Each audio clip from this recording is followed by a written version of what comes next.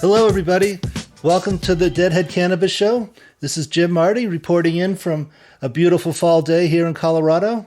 I have my partner here, Rob Hunt. Rob, how you doing? I'm great, Jim. Just enjoying another fun day of cannabis and all things cannabis business. Very good. What do we have to talk about today? There's a lot of interesting things going on. We have off-year elections coming up. We have Grateful Dead memorabilia for sale on the internet. October's a great month in Grateful Dead history, so we got a lot of things we can talk about today. We sure do. So yeah, kicking it off, let's talk about the Sotheby's auction. I don't think that's one that too many people are aware of, but if you're a collector of Grateful Dead memorabilia, definitely pull up the Sotheby's auction website and then just type in Grateful Dead. But there are hundreds of items right now that are up for sale. Some that are super, super cool. Other ones that probably won't appeal to a mass audience. But a lot of it is amplifiers and speakers and certain keyboards. Like it's a lot of the keyboards the Grateful Dead keyboard players used over the years. All available right now for sale. So if you want to pick up something that's just super unique and something that came out of the wall of sound, now's a great time to do it because these things don't come around all that often. Yeah, I took a quick look at it, and it looks like a lot of the speakers and amps and things that Bear put together for the Grateful Dead. Yeah, it is. It's a lot of that. I mean, some of those are have the insides kind of stripped out of them. Other ones are still actively and able to be used. But it's the sheer volume of actually what's been put in there. This is a couple truckloads worth of stuff that has now gone to auction. So the auction is still live and active, and anyone out there has got the opportunity to bid on it. And a lot of the things are pretty much right at the reserve price right now. Haven't really gotten much higher. So it's not like it's one of Doug Irwin's Garcia guitars that's being auctioned off. It's a lot of stuff that's kind of not quite as well known, but certainly allows anyone that's a real fan to have a real piece of Grateful Dead memorabilia as part of their collection. Yeah, really interesting stuff. I just visited there for a few minutes. Well, that's a good way to start things off, and then it getting into fall here and coming up on the off-year elections. Some political things going on, and in my home state of Colorado, under the category of politics can make strange bedfellows, we have an initiative that would raise adult use taxes at the cash register. The opponents are saying by as much as 30%, and then the supporters, or a lot of social equity friends of mine, are backing it. So here we have two groups that are normally together are on opposite ends on this. So I've had phone calls from both, hey, we're not going to support this. We want to defeat this. Taxes are high enough for adult use at the cash register as they are. To some of my friends from the black social equity community, Jim, you got to get your industry on board with this. It's going to support all these great programs. But if you, I actually got my ballot. What's interesting, and this is how we do things here in Colorado. We passed a Voters' Bill of Rights a number of years ago. So the state of Colorado, the governor, the legislature cannot raise taxes without a voter initiative. So they get around that by calling a lot of things they want to do user fees. But this particular one is a ballot initiative that we'll vote on that first Tuesday in November. And we'll see which way it goes. But they plan to raise $1.3 million a year. So they don't really say what percentage it'll be. They'll back into the percentage, saying we're now authorized to raise this much money from adult use retail sales, and therefore the rate needs to be this. So if it passes, that's how it'll be put together. But a lot of concerns from the industry that we're already over 20%. So this would put it over 25% most likely. And a lot of concerns that would drive cannabis users back to the illicit market. Rob, any comments? Yeah, I mean, just so kind of along the same lines of a lot of what we talked about previously, Jim, which is that I keep trying to impress upon state legislators or on municipal legislators that taxing cannabis, while it sounds great and it looks like it's a panacea to line your coffers with newfound cash, it doesn't work as long as the illicit market is still out there and a viable option. And if they tax it to a point where the consumer now has a better choice in the illicit market, there's no motivation for people to access the legal market. If I could go out and buy the same microbrews or the same quality of wine that I can get at the liquor store for a fraction of the cost, and I'm not losing any sort of degradation in quality, I wouldn't be going to liquor stores these days. The only reason I go to a liquor store or to the supermarket is A, convenience, B, selection, but most importantly, C, price. And so, if you taxed one so much higher when the illicit market's still around, it doesn't make a great deal of sense, because I would much rather, if I were the state or a municipality, I'd rather have 100% of a pie with a smaller amount, attributed to it, than only gaining like 30% of the pie, where you're reaching into the pockets of the guys that are actually trying to do things properly. And so I don't know how we can get it across to the state legislators that this is not going to work out the way you think it is. If you raise the tax by an additional 10%, but it causes 20% less people to access the market, you're in trouble. And I looked at the initiative today, and I also looked at the fact that Colorado is reporting for the first time ever that it may have a down year. It may have less sales of cannabis in 2021 than it had in 2020. And so if you look at the $2.1 billion that was put up last year in Colorado, that's a big number, and still tracking for right around that. But this will be the first year, even if it's flat, it'll be the first year that's been flat. And so you have to ask yourself, does this mean that we've completely captured every person in the addressable market to access the legal industry? And I think, being Colorado, you can clearly say the answer to that is no. I mean, I know the answer to that is no. Yes. Many of our clients and friends in the industry are reporting flat or down sales. So they're not having the best year like they did last year. They were really a beneficiary of COVID last year, with people on unemployment or getting their stimulus money and working from home, where they could consume more cannabis than they might normally do. So that novelty is kind of worn off, and we are definitely seeing flat sales in 2021. The other thing that's really hurting the industry in Colorado right now is, I think they have it in California too, we call it Croptober. And that's when a lot of the outdoor crop comes into the retail operations and really hurts prices. So pounds are going for $800 to $1,200 right now at wholesale. That's what the cultivators are selling their product to the retailers for. A lot of times their costs are way more than $800 a pound. That's what I work on a lot with them, is trying to get their cost to grow a pound down. And anyway, calling some of my good clients, hey, how come you're getting behind here on paying? You always paid my bill on time. I said, oh man, we're lucky to get $800 for our pounds right now. We're really hurting. Well, aren't you lucky? Colorado's seeing $800 pounds, because California right now is seeing $400 and $500 pounds. Wow.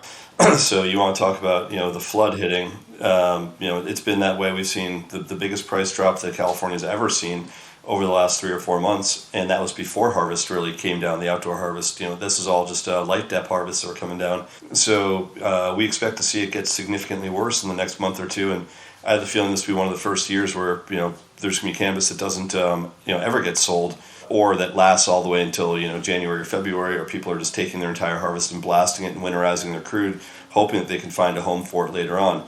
But right now it's relatively dire in California, and I looked at other markets where people are still selling $4,000 wholesale pounds, and just thinking, you guys have no idea how lucky you have it by comparison to the states that are real producer states with a real outdoor market. Oh, that's exactly right. I work in some of those states, have clients in some of those states with the $4,000, $4,500 pounds. It's just, we build into their business plans sharp declines over the next 5 years. So we don't think that those prices will stay up there at $4,500 a pound as more and more cultivators come online. So out in California, when you talk about $400 pounds, is that outdoor? It's outdoor, and it's depths. Some of the mids that are coming out of the depth facilities, hoop houses, those are all going for $400 or $500 a pound right now. Like anyone that was selling pounds for like $1,100 at this time, 4 months ago, I should say, they're seeing almost a 50% reduction in value, and there's no sign of it abating. Yeah, it is a commodity. It's a farm commodity. You and I and our partner Larry have predicted this for years as more and more cultivation licenses are issued nationwide, and it just gets ridiculously expensive. When you're talking $60 for an eighth, $70 out the door when you add on the taxes, that's quite a expense on your monthly bill. Yeah, that's top shelf pricing, and we haven't seen so much degradation on top shelf out here in California. This is really on sort of the mids, and the mids, are going for so much less. The top shelf has certainly taken a hit in the wholesale price, going down from about $2,100 a pound to call it $1,600 a pound, but it's still relatively holding price for nice indoor. It's just the outdoor and the sort of non-high tech greenhouse that we're seeing the major degradation. And what I'll tell you is, while we've predicted the commoditization and price compression of cannabis in general, what I'll tell you is that ultimately, California, I think, is still in a great position, because with federal legalization, you will see California cannabis flood the markets that are selling pounds at 4,000, and all of a sudden, every one of those producers is in big trouble when they've got to compete with California cannabis that's now moving into their market. Where if you're getting 4,000 before and someone's willing to sell that same cannabis for 1,500, 2,000, I just don't see how the infrastructure in all these other states have been built up continues, post legalization. Like, there's no reason ever for Illinois to produce, cannabis to be sold in Illinois or New York or any of those states. It just makes so much more sense to import everything from California. It does, and not to mention Oregon is the tip of the Emerald Triangle as well. But I wonder, even if we have federal legalization, will there be interstate commerce, or will it stay with each state being a silo? Eventually, it'll be interstate commerce. I don't think initially. I think we've talked about the Commerce Clause issues and the Dormant Commerce Clause issues that go along with this. So I wouldn't expect to see it right away, but I'd certainly see interstate compacts developing where California, Oregon, and Washington have free flow of cannabis across their borders. It's only the states that are trying to protect their industry, the oligopoly-style states like New York, that's going to try to keep people out for a period of time. But ultimately, I don't see how they get through that, and I don't think there's an attorney out there that's really looked at the issue closely and has said that ultimately it'll fail, and you'd have to allow cannabis to come through. Now, I think the states will be able to have some sort of self-determination or self-rule the way they do with liquor. Like, you can determine who it is that actually sells liquor in your state, but can they prevent the free flow of goods coming across into the state? It's going to be real tough for them to do over the long term. So I'm still a real better on, if you're going to invest in a place to build infrastructure for cultivation, it wouldn't be in the northern states. It would absolutely be somewhere in Southern California, somewhere in the Inland Empire, or somewhere in the Central Valley, as it just has by far the best growing climate. I wouldn't even go in the northern, into the Emerald Triangle. I wouldn't go into Oregon or any of those spots, because their quality of light and their quality of sun is just not nearly what it is in SoCal. Oh, absolutely. Yeah, definitely. Well, that got us off on a bit of a talk about the overall industry. We started by talking about an initiative on the Colorado ballot, so we'll report back in a couple of weeks and let you know how that ballot initiative turned out and what the implications of it either winning or losing are. Well, what else is going on, Rob? Well, there's definitely some big mergers and acquisitions in the space right now. I don't know if you saw, it was announced yesterday or today that PharmaCann is buying LiveWell, which is, in terms of a private transaction, it's by far the single biggest private transaction I've ever seen. Neither company is required to report, what the price tag is. I don't think we'll ever know. But if I were to guess, John Lord at LiveWell is about to be a very, very wealthy man. He's already a very wealthy man, but I think he's about to sail off into the sunset, not needing to ever do anything else again in his life, if this is really truly an acquisition by PharmaCann of LiveWell. So that's a huge one. And on the other side, we had a huge breakup between Ceres and Parallel, where Bo Wrigley's company called off the $1.9 billion merger with Scooter Braun of Justin Bieber fame, his company. So, we're seeing, as exactly as expected, 2021 still continues to be the year of the M&A. It still continues to have just sort of like volcanic, titanic deals that are either happening or breaking up, whether it's lawsuits between Adam Bierman and the guys at Coastal, or whether it's breakups between Ceres and Parallel, or whether it's acquisitions of PharmaCann and LiveWell. We are watching just major activity happen in mergers and acquisitions. Yes, I got that notification from one of my good friends over at LiveWell yesterday. I've worked with them for many years. I still do occasional things for them. They've moved on to some large national accounting firms for their work, but good people over there, and I do wish the Lords, father and son, the best. They've worked very hard. They run a great business. They've expanded from Colorado, and they're now in Michigan as well. So I don't know that much about PharmaCann. Illinois-based, big company, definitely on track to go public here in the near term. Surprised they haven't already. But the last raise they did, I think, was at a valuation of north of $400 million, and that was over a year ago. I think their valuation is significantly higher based on revenue production right now. But they're the last Illinois company, I think, that's still private. I think Verano was the only other one before that. But I'm pretty sure PharmaCann has a New York license as well. they've got a good footprint. And if I look at Colorado and I think who the 3 or 4 behemoths are in Colorado, Live Well and Native Roots, and probably like the Buddy Boys slash the whole John Fritzell empire of stores, is probably the 3 largest right now. Green Solutions was the other one, and they got taken out by Columbia Care. So there aren't many real independents that are left in Colorado. A lot of the bigger ones have already been scooped up, or they're in the process of consolidating right now. And as you know, Colorado for a long time wasn't able to be acquired by outside groups because of the residency requirements that existed. So while Colorado had this massive first advantage in the market in general 7, 8, 9 years ago, they couldn't act on it. They should have been the first companies to go public. The first companies, you should have seen like the Clinic go public, and you should have seen Native Roots go public, and those guys would have been the acquirers of all their competition.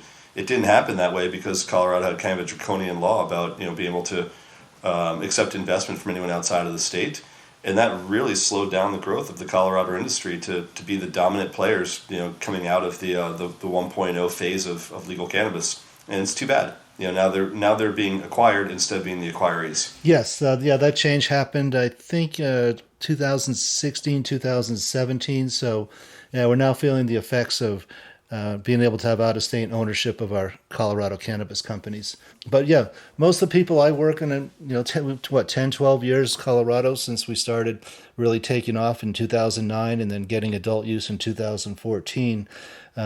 Certainly, most people who have been in the business that long are looking for an exit of some sort. Yeah, and I think that's nice that some of these guys will have one, but I think it would have been a lot nicer if a lot of those guys had been the ones that had taken their companies public first, and now had the $5 billion market caps the way a lot of their Illinois / other state counterparts do.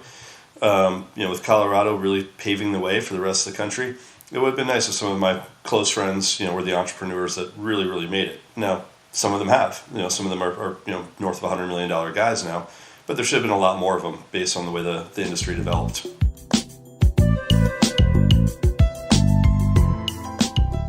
Well, do you think we should talk about some Grateful Dead stuff, or is more catch up on the industry here? I'm always happy to talk about Grateful Dead stuff, Jim. We could all sorts of good stuff. Obviously, Dead and Company tour is still happening right now. I think they're playing through the South as we speak, and I think they're headed your way, right? They Red Rocks bound here pretty soon? Yeah, next week. 2 Red Rocks shows and 2 shows at Fiddler's Green. So we're getting 4 shows all together.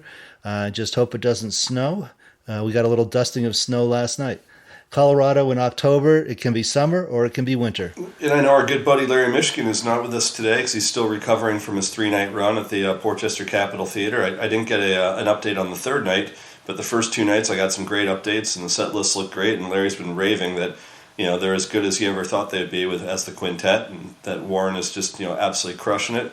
But I don't know if you got the same text messages I did when he was out there, but they sure look like fun shows. Yes, and Phil's in great form at 81 years old. Very, very thin, but look, he looks strong and healthy, and he's dancing about the stage. And we just saw him in September here in Colorado. I think the Colorado run was a warm-up for the Capitol shows in New York. So I'm glad to hear he's having fun with that, and I'll report back on the Colorado shows, and hopefully, like I said, we'll have good weather for that next week. But yeah, Dead and Company at Red Rocks, what a treat. I saw Bob there earlier this summer. I wonder how many people in the cannabis industry are skipping it to go down to Vegas instead. Both things are happening this week. So do you go to MJ Business or do you see Dead and Co? It's kind of a toss-up. Yes. And again, I don't know which one I'll attend first or last, but I'll try to dip my toe in the water at least a little bit in Vegas and then catch a show in Colorado. So I'll be reporting back. But yeah, MJ BizCon next week, first big cannabis convention since COVID, and we'll see how that goes. Vegas seems very crowded. I called ahead to make some dinner reservations and got turned down by some of my favorite restaurants in Las Vegas. Of course, I was trying to make a reservation for 10 people, but said 2 weeks ahead and I can't get a reservation. So yeah, I think MJ BizCon in Vegas will be very interesting. As I said, first large convention since cannabis.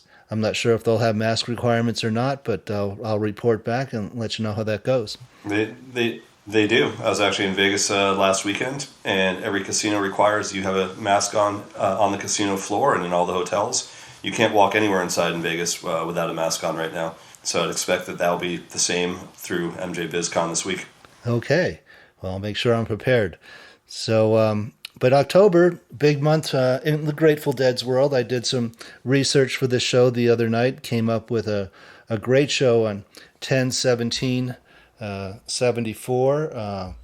Wonderful set list. We're going to listen to a little bit, just a few minutes of a Casey Jones from that show that made it onto the double live album that's often referred to as Steal Your Face, which is the iconic skull and lightning bolt on a plain white album cover. Yeah, listen to that show. Some great tunes on it. There's a Feel Like a Stranger. There's a nice weather report suite. Very, very strong set list. I don't happen to have it right in front of me. Do you, Rob? I do. It's actually, I know the show pretty well. It's a 14-song first set with an 11-song second set with a couple things that make it great. And I don't think there is a stranger on that on the show. So it's a Promised Land half-step, black-throated, friend of the devil, jackstraw loser, El Paso, into one of the best China riders of the early 70s, just a stellar China rider. Me and my uncle, Must Have Been the Roses, with then a full weather report to close it out with the Let It Grow. And then the second set was fantastic. It's one of the last times the Scarlet got played before it got paired with Fire. So it opened the second set with the Scarlet Big River. And sort of the highlight of the night was the Ramble On, then the Mexicali, and He's Gone. And then they kicked into just something that most people refer to as one of the great ones, which is the other one into a Spanish jam, into a Mind Left Body jam, back into the other one jam, and into the other one. That was like a 24-minute other one sandwich, I guess, with a Spanish jam and a Mind Left Body, or Heaven Help jam, depending on what you want to call it, in the middle. And then closing it out with the Stella Blue Sugar Mags.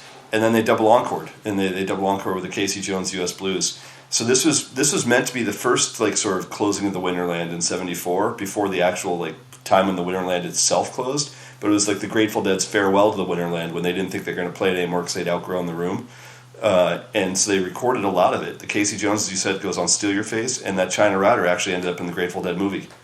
Yeah, I just watched the Grateful Dead movie. Boy, that's a classic. I really enjoyed that. It had the old video VHS tape, and that shows some great scenes of Winterland in that. It also was near the end of the first kind of leg of the Grateful Dead, because in 1975 they headed into the hiatus, took some time off, and as a result, we got out of that hiatus came Blues for Olive. I have all my timelines correct. Yeah, I think that's right. Well, Blues for Allah came after the Egypt tour, the Egypt shows, which I think were '78. But you definitely got a fair amount of good stuff coming back, and they came back super strong in '75 after they took the break. And I can't remember what the first show back was, but it was a beast that they ended up putting out as one of the first Dick's Picks, or one of the first live Dead albums in the non-traditional album phase of the band in the early '90s. So it was a terrific period of creativity that I think the hiatus really was the catalyst of. Yes, for sure. So, well, let's listen to a little bit of that Casey Jones. Trouble up here, trouble behind. All that motion, that's motion. I'm in that train, I'm talking. Casey Jones, you better watch your speed. Trouble up here, trouble behind. Motion.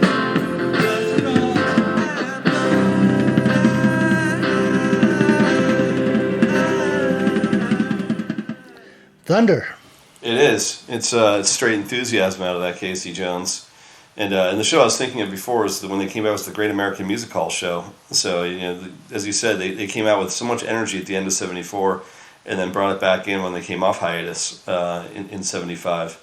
So I always think whenever they played the Winterland as kind of a finale, Winterland just had so much energy in it. Yeah, and that I am correct when I say that is the backdrop for the Grateful Dead movie. Yeah, it is. It is. So all the books that you read about Winterland and the wooden floor and the hot dog stands, all that's very well put together in the Grateful Dead movie.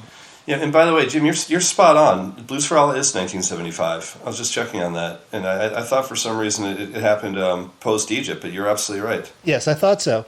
Haven't been old enough to buy the record. Yeah, no, you're right. So I think that was the catalyst for them wanting to go to Egypt, perhaps, and I just had that in reverse. Well, and it is a bit of a sidetrack, but Egypt came about through a cultural exchange that the Carter administration did as part of the peace treaty between Egypt and Israel. And so that's another little piece of history of how the Grateful Dead actually got to Egypt. Wasn't aware of that, but I know that it was certainly one of those trips that I think everyone, if they, anyone that was on that trip has looked back and said that was one of the highlights of their life as far as travel, of just being such a unique time to be able to play in front of the pyramids of Giza. And the videos from Egypt are just amazing. Seeing the Sherpas dancing to the Grateful Dead, just amazing video footage. Yeah, totally. And yeah, it's amazing that in 75, coming out of this, there was only 4 shows played in 75 at all, which were one Kezar, one Winterland, one Great American Music Hall, and one in Lindley Meadows in Golden Gate Park. So the Dead that year never even left California, and they sort of staggered 4 shows across the year. So this really was, towards the end of the as you said, 1.0 of Grateful Dead before they took their first real hiatus.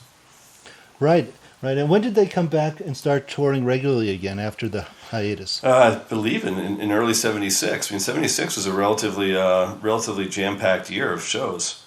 But I think 75 was more of just let's take a break, let's reconvene and decide what we want to do. But it was plenty of shows in 76. All right. So, without our third leg, Larry Mishkin, I think we'll cut the show a little bit short today, unless you have other things you want to bring up. No, I think we've covered a fair amount, and for all those out there that don't get a chance to listen to a period of 74. I know we had David Gans on a couple weeks ago, said 73 was his favorite year, and for a lot of reasons that he mentioned. 74 I find to be exceptional. So for those of you that aren't necessarily sort of the Primal Dead Fillmore style people, and you're not the 80s Godshot period, 74 is kind of a great way to bridge the gap before it really turned into like the juggernaut we knew in 77, 78. So go back and take a listen to the show. It's got, as I said, the other one, Spanish Jam, Mind Left Body, other one's amazing, and the China Riders is absolutely spectacular. So great way to spend your afternoon, listen to some Grateful Dead, and smoke some more cannabis. All right. I think we have another outtake from that show to sign us off.